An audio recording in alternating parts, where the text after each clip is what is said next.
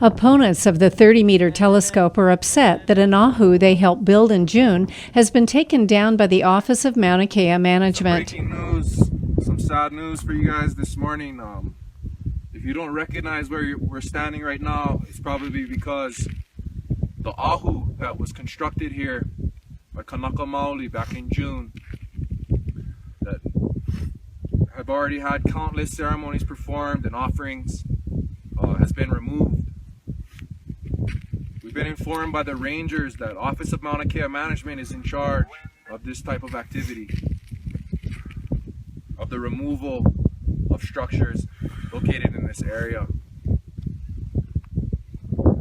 The Ahu Koa Koko once stood here, and it represented the resurgence and the rebirth and the strengthening of our people and our culture and our religion and our spirituality and our sovereignty. And it was totally compliant with the fake states laws. It was off to the side of the road, and it wasn't bothering anybody. It posed no public safety risk. Yet, as you can see, it's been removed.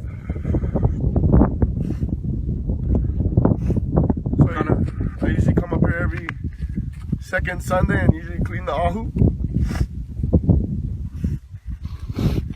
No, we can't even pray. Everybody else can pray in this world, but we can't pray as Kanaka.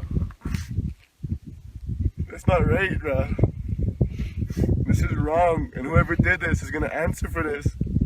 The ahu was constructed around the time of the second round of arrests during the blockade of the TMT project. When you look at Mauna Kea, and when the Office of Mauna Kea Management, the Visitor Center, and they show those images, Mauna Kea is a place of telescopes. It is a scientific industrialization in a sense. You know, it's not a sacred place. It's not a place special to Hawaiians. It's not a spiritual place. It's not a place that shares the same genealogy as us. So that image is very, very misleading and very inaccurate. So we wanted to put a symbol there that would represent what the place truly is and what it should be. And then secondly, in a lot of their narrative, they talk about, well, the ancient Hawaiians used to. Well, traditionally Hawaiians would, and they kind of pretend and make believe that it's not still going on, that Hawaiians, you know, don't still exist, that the culture is not still living. And so it's a symbol that our culture is not one of the past. Our culture is one of the past that continues into the present and will continue into the future, and it's an evolving culture, it's a living culture, and we're a living people. And the mountain is a living mountain, and we need to treat it as such.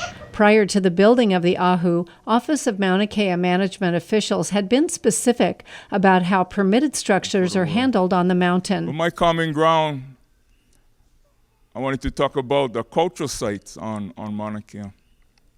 And there was one of the important topics that I learned. I just worked going on 2 years for the company, OMKM, and trying to learn the different aspects of the job. One of my favorite things is protecting the cultural sites on the Mauna. Okay, fine spots are modern, that is less than 50 years of age. So we have over 300 modern rock arrangements. And under state regulation, it forbids physical alterations within the conservation district without a permit. So we have just as many fine spots as historic sites. Because there's no vegetation, it's obvious that we have this thing just popping up all over. Under our policy, we have 30 days without a permit, we take them down. We try to take it down so that it doesn't confuse and keep adding more and more and more to the landscape. Okay. Hawaii law protects all historic properties from any alteration or disturbance. And it is illegal to alter or disturb any historic property without the state approval. So again, there is a permitting process. If you want to erect a new ahu, you have to ask permission through the state, DLNR, and then we can protect your site if that is approved. So there is a process, and we're not limiting cultural practitioners from doing it, but you have to follow the process. A rally is planned for Tuesday at UH Hilo to protest the treatment of the ahu.